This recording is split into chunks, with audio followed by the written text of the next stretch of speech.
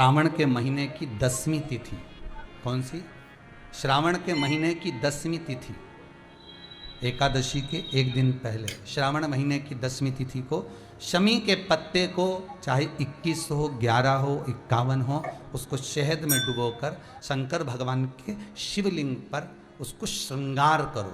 केवल चढ़ाना नहीं है, जब शहद में डूब जाएगा तो वो चिपक जाएगा। शिव का श्रृंगार करो। क्या होगा इससे?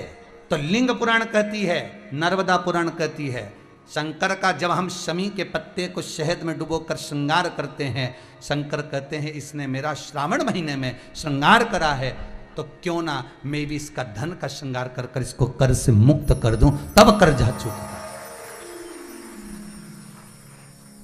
तब कर्जे से मुक्ति होती है। ये केवल श्रावण के महीने में किया जाता है, इसके सिवा कहीं कोई महीने में नहीं कर सकते आप इसको। और नहीं तो बाद में कहोगे कि हमको हर महीने, तो उस महीने में कर, केवल श्रावण की 10वीं, चाहे उजाले की कर लो चाहे अंधेरी की कर लो, एक ही बार करना है। 2 10वीं पे भी नहीं करना है। श्रावण महीने की 1 10वीं पर अगर आपने इस 10वीं पे कर लिया तो अगली पे मत करना, अगली पे करा तो इसमें नहीं करा तो कोई बात नहीं, एक पर करना है, 1 10वीं। कितना भी कर जाओ, कितना भी लोन चढ़ा हुआ है, भगवान अब उसके भरोसे पर छोड़ दो कि हमने कुबेर भंडारी के भरोसे पर छोड़ दिया, हमने कुबेरेश्वर महादेव के भरोसे पर छोड़ दिया, हमने तो शिव को दे दिया। पर विश्वास रखकर, भरोसा रखकर, यहाँ ये पूरे आप कुबेरेश्वर धाम में कभी भी आओगे ना तो यहाँ कोई बाबा जोगी घूमता नहीं मिलेगा। यहाँ तो हम भी नहीं मिले तुमसे, टाइम ही नहीं इतना कि तुमसे मिले। राम नाम जपें कि तुमसे मिले, भगवान का भजन करें कि तुमसे मिलते फिरे। और कई लोग तो अंदर पत्र भी भेजते हैं, श्रीमान जी आए हैं जरा 5 मिनट मिल लो। हमने कहा कुबेरेश्वर जी से मिला दो। हमारे पास आए क्या मिलने? तो कुबेर भंडारी से आए, हमसे मिलने आओ तो बात दूसरी। कुबेरेश्वर महादेव से मिलने आयो, अपना दुख, अपनी तकलीफ, अपना कष्ट, अपना रोग, अपनी बीमारी, अपनी बात हमसे मत कहो। इस भूमि पर खड़े होकर जो बोलोगे वो उससे कहो। हमारे दुख तो वो काटता है, तो हम किसी के दुख काट सकते हैं क्या? नहीं, दुख वो काटेगा, तकलीफ वो मिटाएगा, कष्ट वो काटेगा, उससे कहो। आप अगर शमी के पत्ते को नहीं चढ़ा सकते, महीने में 1 बार या 2 बार शमी का पत्ता शंकर के ऊपर अवश्य समर्पित करना चाहिए। क्यों? शरीर में अगर कोई बड़ी बीमारी आने वाली होती है तो बाबा उस विष को समाप्त कर देते हैं, मात्र शमी का पत्ता समर्पित कर देते हैं। भले महीने में 2 बार चढ़ाओ, हफ्ते में 1 बार चढ़ाओ, तुम्हारा मन पड़े तो हफ्ते में 2 बार चढ़ाओ। ज्यादा बीमारी है, शमी का पत्ता एक शिवजी के शिवलिंग पर, और एक पत्ता जहां से पानी बहकर नीचे गिरता है ना, जलाधारी में से शिवजी पे जल चढ़ाया। जैसे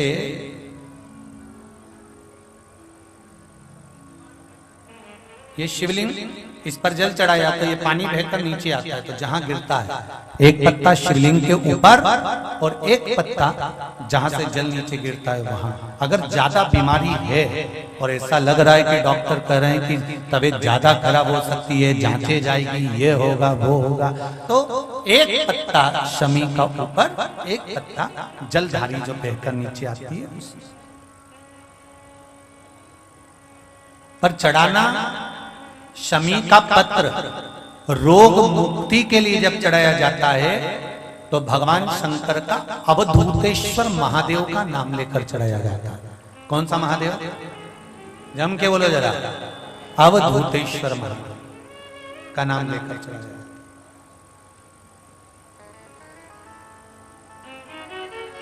एक बात आपको कही थी अभी पिछले कथाओं में, गाय के दूध का घी बनाकर उसकी 1 उंगली घी की अशोक सुंदरी वाली जगह पर लगाकर, जो व्यापार नहीं चलता हो, दुकान नहीं चलती हो, अशोक सुंदरी वाली जगह पर घृत लगाकर घर के दरवाजे पर या व्यापार के द्वार पर उस उंगली को लगा देना चाहिए। घृत पर होना गाय के घी का। गौमाता शिव पुराण कर रहे हैं, बाबा देवादिदेव महादेव की कथा चिढ़ करता है या गलत मार्ग पर चलता है। श्रंभेश्वर महादेव शंकर जी का एक नाम है, श्रंभेश्वर महादेव। तो जब कोई व्यक्ति चिड़चिड़ करता है, क्रोध करता है, गुस्सा करता है, तो महाराज शंकर भगवान का श्रंभेश्वर महादेव का नाम लेकर 31 बेलपत्र, जिस व्यक्ति को क्रोध आता है उस व्यक्ति का स्मरण कर कर आखा चावल मतलब सेगे चावल के साथ एक एक बेलपत्र 31 बेलपत्र कर कर शिव जी के शिवलिंग पर समर्पित करी जाती है, मात्र 10वीं की तिथि के लिए, केवल 10वीं, चाहे उजाला की हो चाहे अंधेरे की। कौन से महादेव का नाम लेना है? श्रंभेश्वर महादेव, शिव जी का एक और चीज है महाराज, छोटे छोटे बच्चे रहते हैं, कुछ कुछ बच्चों को माता जबरदस्ती के भोजन कराती है, खिलाती है, ठोकती, मारती, खिलाती है। कुछ कुछ बच्चे ऐसे रहते हैं वो कुछ खा ही नहीं पाते, मुख में दो और वॉमिटिंग कर देते हैं, उल्टी कर देते हैं। ऐसे बच्चों के लिए या जिस व्यक्ति को भोजन पचता नहीं हो और उधर में एसिडिटी रहती हो और जलन टाइप की होती हो, उसके लिए भी श्रंभेश्वर महादेव का स्मरण है। सुंदर व्याख्यान वर्णन किया है। श्रंभेश्वर महादेव के ठीक सामने अर्थात भगवान शंकर के किसी भी शिवलिंग के सामने एक तांबे के लोटे में जल रख लीजिए, तो जल के अंदर 3 बेलपत्र डाल दीजिए, एक पीपल का पत्ता डाल दीजिए। महाराज शमी के 11 पत्ते कलश को छुआकर शंकर भगवान के शिवलिंग पर श्रंभेश्वर महादेव के नाम से चढ़ा दीजिए। उस जल को उठाकर ले आइए, एक रात्रि तक घर के अंदर रखना है। उस जल को श्रंभेश्वर महादेव का नाम लेकर जिस व्यक्ति को एसिडिटी होती हो या उधर खराब रहता हो या भोजन नहीं पचता हो या पेट से जुड़ी हुई प्रॉब्लम हो या बच्चों को भोजन कराते हैं और वो वोमिटिंग कर देते हो, ऐसे बच्चे को या भोजन नहीं भा रहा हो ऐसे व्यक्ति को उस जल को सुबेरे दोपहर शाम 3 बार श्रंभेश्वर महादेव का नाम लेकर आचमन कराना प्रारंभ कर दो, पिलाना चालू कर दीजिए। 3 या 4 दिन पिलाओगे, अपने आप उदर में भी आनंद रहेगा, बच्चा भोजन करना भी प्रारंभ कर देगा। श्रंभेश्वर महादेव। शनिवार के दिन जो पीपल के वृक्ष में सरसों के तेल का दीप लगाता है उसको शनि कभी परेशान नहीं करता। एक बात हमेशा ध्यान रखिएगा, मान लो अगर कोई भारी रोग ऐसा शनि महाराज के कारण हो गया हो, अच्छे काम करते करते उल्टे हो रहे हैं, होते हैं किसी किसी के साथ में, विपरीत परिस्थितियां आ जाती है, अच्छा करने जाओ बुरा हो जाता है, अच्छा कर्म करने जाओ बुरा हो जाता है। तो पीपल के वृक्ष की जो छाल होती है, छाल देखिए, पीपल के वृक्ष में जो छाल लगी होती है, उस छाल को घिसकर चंदन बनाकर भगवान शंकर का स्नान कराकर, अभिषेक कराकर, पूजन कराकर, पूजन कराने के बाद में पिपलेश्वर महादेव का नाम लेकर, कौन से महादेव? पिपलेश्वर महादेव का नाम लेकर वो जो घिसी हुई छाल होती है उस छाल का तिलक भगवान शंकर को लगा लो और उसी का थोड़ा सा भाग अपने कंठ पर, मस्तक पर लगाना प्रारंभ कर दो। धीरे धीरे जो विपरीत दशा है वो सुधरना प्रारंभ हो जाती है। पर नाम याद रखना, पिपलेश्वर, जम के बोलिए, पिपलेश्वर महादेव भगवान शंकर का एक अवतार है, पिपलाद अवतार, पिपलाद अवतार।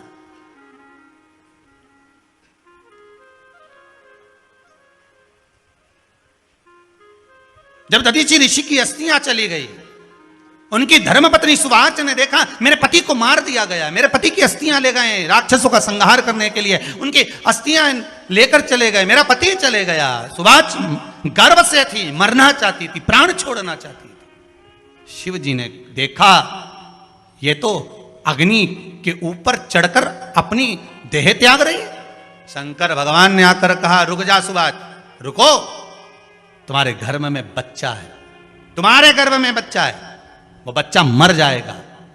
अब इस बच्चे को जन्म देकर भी क्या करूंगी? नहीं पिता, तुम्हारे गर्भ में जो बच्चा है वो महाज्ञानी है, तुमने मुझसे प्रसाद के रूप में मांगा था, कहा था शिव जैसा पुत्र होना चाहिए, तो क्या तुम शंकर को नष्ट कर दोगे? मैं शंकर को जन्म दूंगी। सुवाच ने 2 पत्थर उठाए, अपने गर्भ पर मारना प्रारंभ करा, गर्भ पर मारा, बच्चे ने जन्म लिया। बच्चा 7 महीने का था। उस बच्चे को उठाकर पीपल के कोटर में रख दिया। पीपल की कोटर, एक गिलहरी पीपल के फल को लेकर आती थी, पिपलाद के मुंह में देती थी। शिव का एक अवतार, इसलिए शंकर का नाम ही पिपलेश्वर महादेव। शिव का एक अवतार पिपलाद के रूप में हुआ है। तुम क्यों चिंता करती हो? तुम चिंता मत करो, तुम्हारा पुत्र जन्म दो तुम, और दिया धन सुवाच ने, उसके बाद प्राणों को त्यागा। और उस पीपल के कोटर में अगर भरण पोषण करने वाला कोई था तो वह देवाधिदेव महादेव था। फिर निवेदन करेंगे, माता के गर्भ में बच्चा रहता है, उसका भरण पोषण करने वाला मेरा देवाधिदेव महादेव है। अगर जन्म उसने दिया है तो मृत्यु भी वो देगा। अगर तुमको कुछ ज्ञान दिया है तो अच्छी जगह पर भी वही पहुंचाएगा। आप जो अभिलाषा लेकर आते हैं, बच्चे कहते हैं हमारी नौकरी नहीं है, सर्विस नहीं है, हमें इस कॉलेज में पढ़ना चाहते हैं, हम इस जगह जाना चाहते हैं, हम इस पद पर जाना चाहते हैं, बस इतना याद रखना, तुम्हारा भाग्य बुरा नहीं होता। कभी भी याद रखना, संसार में जिसको भगवान ने जन्म दिया उसकी किस्मत कभी बेकार नहीं हो सकती। अगर भगवान तुम्हारी किस्मत बेकार होती तो जानवर बनाकर पैदा करता, इंसान बनाकर नहीं। किस्मत अच्छी थी इसलिए इंसान बनकर पैदा हुआ, जानवर बनाकर पैदा नहीं करा। अगर तुम्हारी किस्मत अच्छी थी इसलिए मनुष्य बनकर पैदा हुए हो, इंसान बनकर पैदा हुए हो, मानव बनकर पैदा हुए हो। भगवान को दोष मत देना कि भगवान ने किस्मत बेकार दी है। भगवान ने किस्मत अच्छी बनाई है इसलिए तुझे मृत्यु लोक में जन्म दिया। भगवान ने भाग्य अच्छा बनाया इसलिए तुझे शिव महापुराण की कथा सुनने का मौका दिया। नहीं तो भाग्य में नहीं होती तो कहां से मिल जाती? किस्मत अच्छी है तो भगवान फिर नौकरी भी लगाएगा, धंधा भी करवाएगा, सर्विस भी कराएगा, विवाह भी करेगा, शादी भी करेगा, मकान भी बनाएगा, जायदाद भी देगा, संतान भी देगा। उसने दिया है पेट तो भरेगा वही। हम काय को अपने माथे पर ले?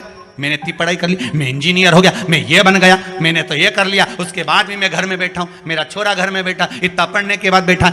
जन्म उसने दिया है, भाग्य उसका है, किस्मत उसकी है, तो कहो उसको कि शंकर का भजन कर, मंथन करे, मक्खन निकलेगा और घी भी जरूर बनेगा।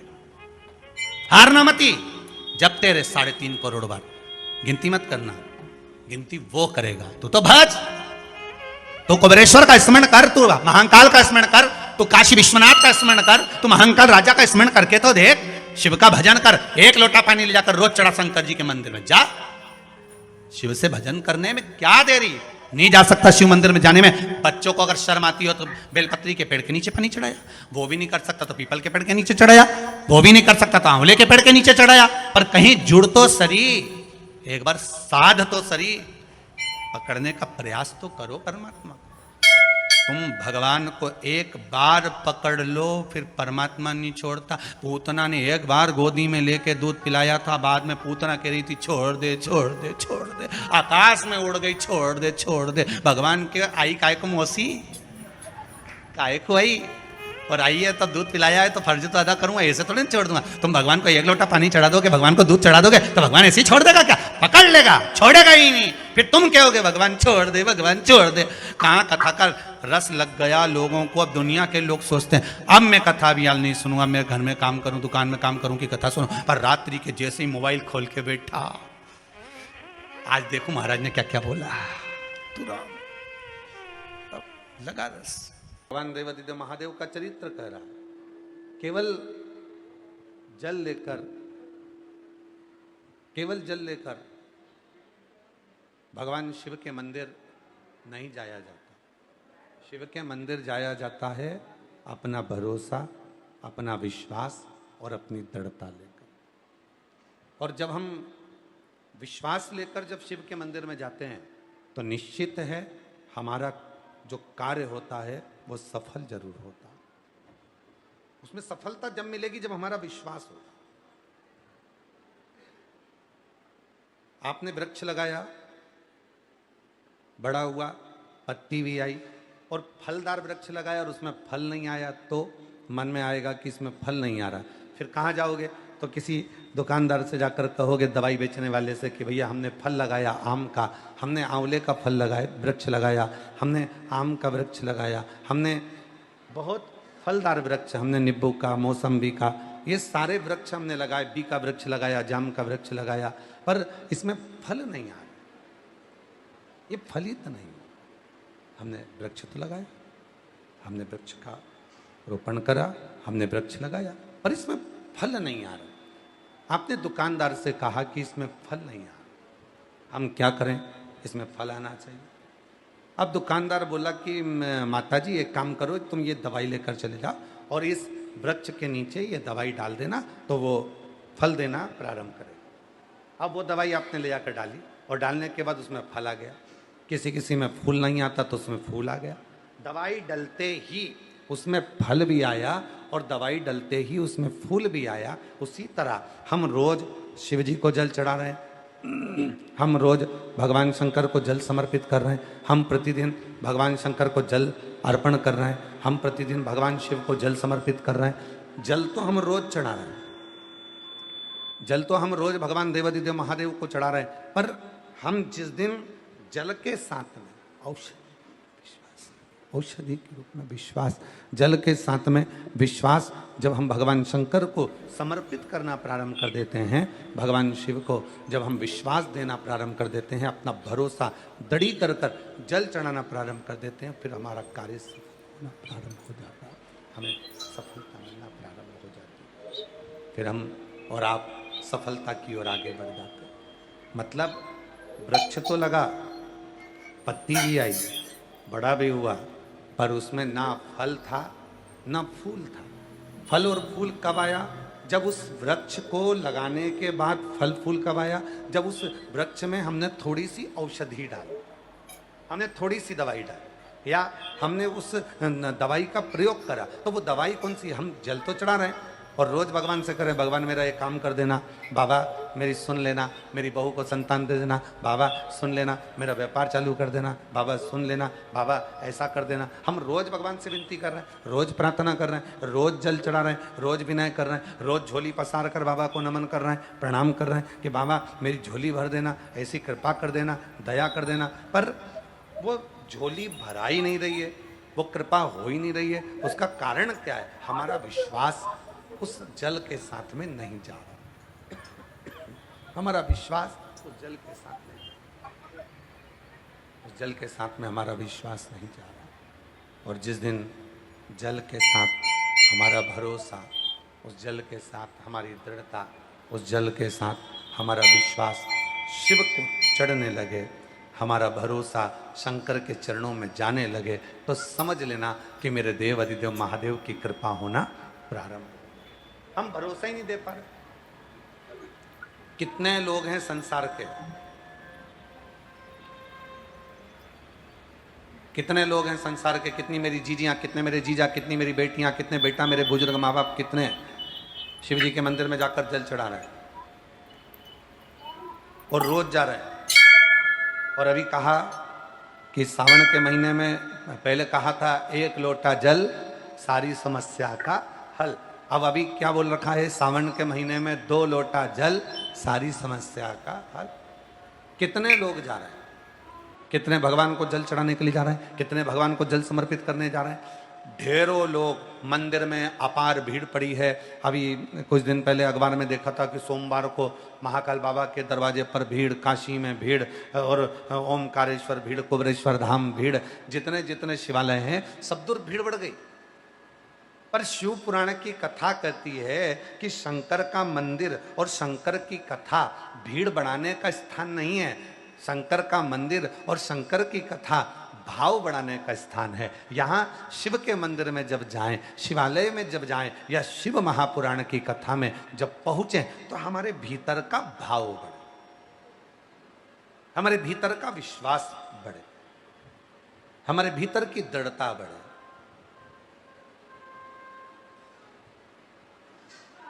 और जब हमारा विश्वास बढ़ता है, जब हमारा भरोसा बढ़ता है, जब हमारी दृढ़ता बढ़ती है, तो अपने आप कार्य सफल होता है। मंदिर तो ढेर जा रहे हो, शिव मंदिर में भीड़ लगी पड़ी हुई है, सारे शिवालयों में भीड़ लग गई। शिव महापुराण ने संसार के लोगों को मंदिर जाना सिखा दिया, सारे शिवालय भरे पड़े हुए हैं। पर शिवालय तक तुम जाओ, शंकर जी को रोज सावन के महीने में 2 लोटा जल चढ़ाओ, पर उस जल के साथ में तुम्हारा विश्वास भी शिव के चरणों में हो। क्या सोच कर जा रहे हो? केवल शंकर सोचकर नहीं, केवल ये सोचकर नहीं जाना कि शिवालय, केवल ये सोचकर नहीं जाना कि मंदिर है, केवल ये विचार कर नहीं जाना कि भगवान शंकर का शिवलिंग पत्थर का है, पाषाण का है, लकड़ी का है, पारद का है, स्फटिक का है, मुझे जल चढ़ाना। ना ना ना, शिवालय जाना, शंकर के मंदिर जाना तो ये विचार कर जाना कि अपने पिता से, अपने बाबुल से, अपने बाबा से बात करने जा रही हूँ। वहाँ मेरा पिता बैठा है, वहाँ मेरा बाबुल बैठा है, वहाँ मेरा जगत का बाप बैठा है। और जब मैं अपने दिल की बात अपने पिता से कहूँगी, अपने मन की बात जब अपने बाबुल से कहूँगी, तो निश्चित है कि मेरा पिता मेरी बात को सुनेगा और मेरे गोद में मेरी झोली जरूर भरेगा, ऐसी कृपा जरूर करेगा। तो जल के साथ में विश्वास लेकर जाए।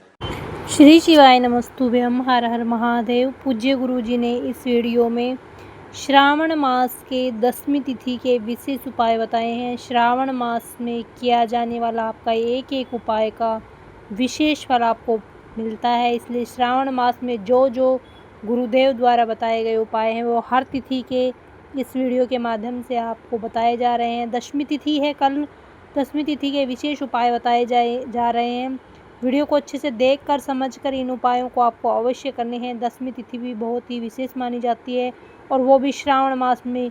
श्रावण मास तो एक पवित्र महीना, पूरा ही पवित्र महीना है, इसलिए आपको प्रत्येक तिथि पर, प्रत्येक दिन आपको पूरे सावन के महीने में एक एक उपायों को अवश्य ही करना है। वीडियो अच्छी लगे तो like, share and subscribe, comment में श्री शिवाय नमस्तुभ्यम, हर हर महादेव अवश्य लिख देना। जाते जाते चैनल को सब्सक्राइब अवश्य कर देना। जय श्री राम, हर हर महादेव, जय श्री महाकाल।